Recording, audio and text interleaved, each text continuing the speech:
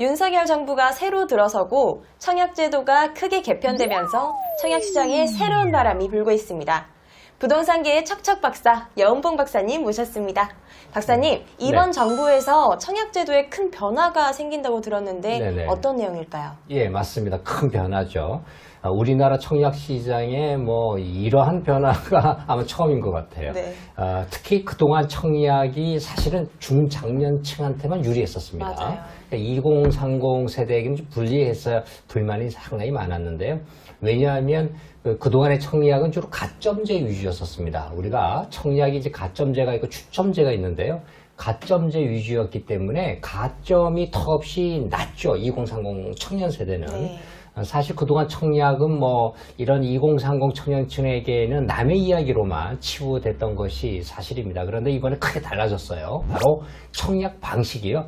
그동안 가점제 위주에서 추첨제 위주로 개편될 그런 예정이기 때문입니다. 박사님, 가점제와 추첨제 방식을 언급을 하셨는데 네네. 또 불인이 분들이 많거든요. 네, 그렇죠. 불인이를 위해서 잠깐 용어 설명부터 필요할 것 같습니다. 네, 간단합니다. 먼저 청약제도에서 가점제 방식을 먼저 제가 설명드리면, 가점제라고 하는 것은 청약하는 사람을 기준으로 해서요.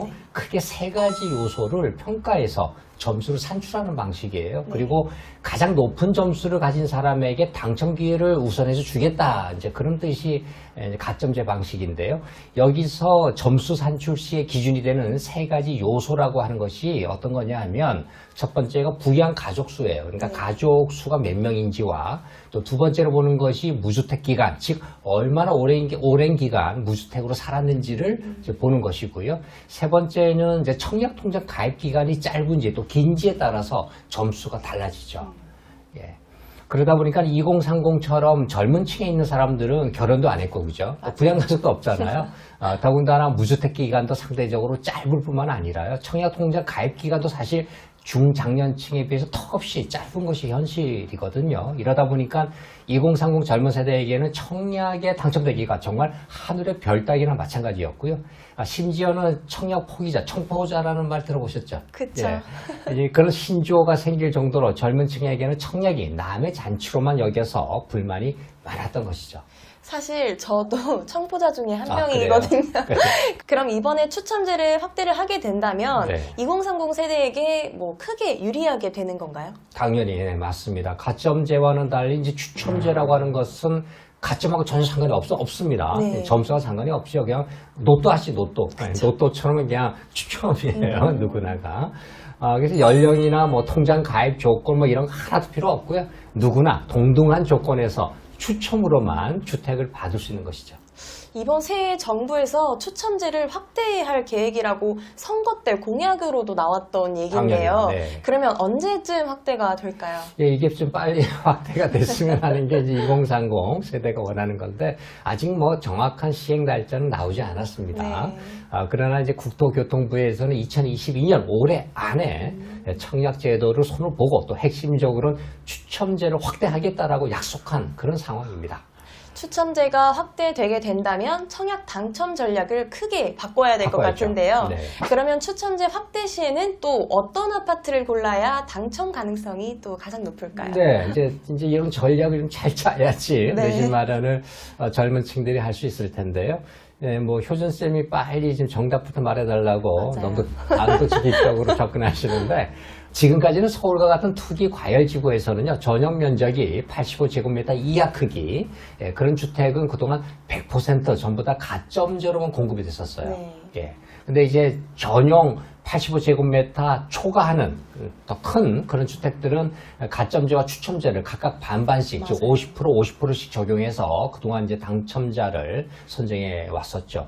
이런 가점제 위주의 상황에서는 가점이 상대적으로 낮을 수밖에 없는 2030 세대가 당첨에 크게 불리했었는데요. 그런데 이번에 이제 새롭게 도입되는 제도에서는 바로 전용 85제곱미터 이하 주택도 이제 추첨제를 새롭게 도입을 할 예정입니다. 특히 전용 85제곱미터 그 구간은 좀 더 세분화시켰어요. 세분화시켜서 전용 60제곱미터 이하는 무려 추첨제 비중을요, 60%로 크게 이번에 적용을 하고요. 60에서 85제곱미터는 30%를 추첨제로 배정할 그럴 예정입니다. 여러분 잘 들으셨나요? 정말 획기적인 제도 변화인 것 같은데요. 네. 사실 2030 젊은 층은 값비싼 큰 평수보다는 전용 8호제곱미터 이하 소형주택에 관심이 높거든요. 저도 맞아요. 그렇고요. 맞아요. 그런데 그동안에 85제곱미터 이하 소형주택은 아예 추첨 제도가 없었으니까. 네, 맞아요. 다 가점제 방식이라서 네. 접근이 아예 불가능했었는데요. 이번 제도 개편으로 추첨제 도입이 소형 아파트에 적용이 되면 저도 청약에 도전을 해봐야겠네요. 그렇죠. 하셔야죠. 사실 1, 2인 가구가 계속 늘어나고 있지 않습니까? 그렇기 때문에 소형주택에 대한 추첨제를 전격 도입한 것은 뭐 이들에 대한 어떤 정부의 배려인 것 같고요. 네. 좋은 정책인 것 같습니다.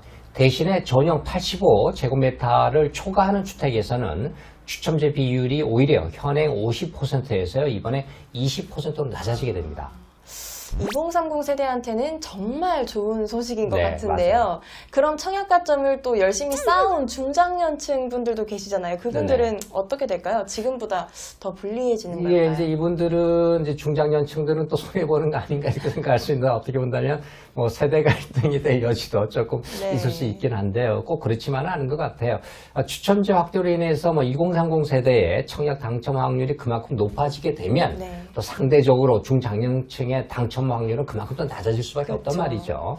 예, 그러나 이제 대신에 전용 85제곱미터 초과하는 주택에 대해서는요, 가점제 비율을 또 높였어요. 그래서 이 부분은 또 오히려 중장년층에 더 유리해졌다고 보면 됩니다.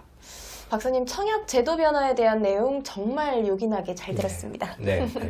마지막으로 2030 세대가 이번 기회를 이용해서 청약에 당첨되기 위한 좋은 전략 간단하게 설명해 주시면 고맙겠습니다. 네, 지금 마지막으로 좀 청약 전략을 잘 짜야 된다라는 거를 말씀드리고 싶은데, 앞으로 청약 시에는 이제 전용 85제곱미터 이하 아파트를 집중적으로 공략해야 합니다. 특히 3기 신도시에 공급되는 이제 공공분양 아파트를 노리면은요, 당첨 확률이 더 높아요. 네. 네, 높고요. 특히 전용 60제곱미터 이하 크기 아파트는 추첨제가 무려 아까 말씀드린 대로 60% 비중을 차지하니까 이쪽 쪽에 당첨 확률이 훨씬 더 높습니다. 그리고 자본 여력이 좀 되시는 젊은 분들도 계세요. 네. 뭐 젊은 분들 다 돈 없지는 않으니까. 예, 그런 분들은 이제 서울이나 수도권에 재개발이나 재건축을 통해 공급되는 민간 아파트, 이런 추첨제 물량도 한번 노려볼 만하죠. 추가적으로 이제 윤 대통령이 지난 대선에서 병역 이행자에 대한 청약 가점으로 5점을 주겠다 이렇게 공약한 바 있어요. 맞아요. 병역 이행자의 청약 가점제 도입도 한번 기대해 볼 만합니다. 앞으로 청약 당첨을 높이려면 군대를 꼭 가야겠네요. 가야죠. 박사님, 오늘 좋은 네. 정보 감사드리고요. 오늘 영상 보셨다면 좋아요와 구독 꼭 눌러주시면 다른 유익한 정보를 빠르게 받아보실 수 있습니다. 그리고 실시간으로 더 궁금한 부분은 저희가 운영 중인 카카오톡 오픈 채팅방에 참여하시면 되고요. 카카오톡 오픈 채팅방에서는 부동산 재테크와 청약 정보, 그리고 분양 정보를 실시간으로 만나보실 수 있습니다. 영상 설명란 또는 댓글에 링크되어 있는 주소를 클릭하시면 참여가 가능하시고요. 저와 박사님은 물론이고 부동산 재테크 전문가 다수가 참여해 있으니까 꼭 참여하시기 바랍니다. 감사합니다.